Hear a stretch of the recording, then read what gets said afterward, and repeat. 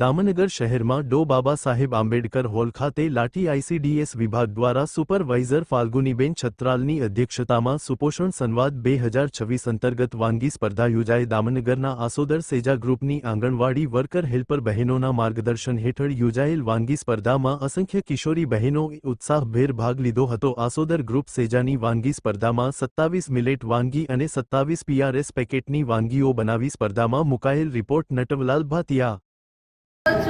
Damnagar Ambedkar hall में आसोदर ग्रुपनी पोषण उत्साहनी वानगी हरीफाई राखेली है।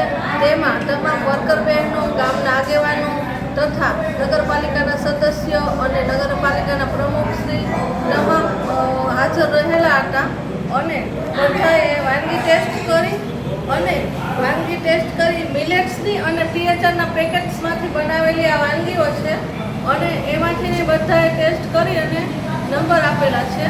તો એમાંથીને મિલેટ્સમાંથી 3 નંબર આપેલા છે અને ટીએચઆરના પેકેટ જે આંગણવાડીમાં આપવામાં આવે છે તેમાંથીને પણ 3 નંબર આપવામાં આવેલા છે।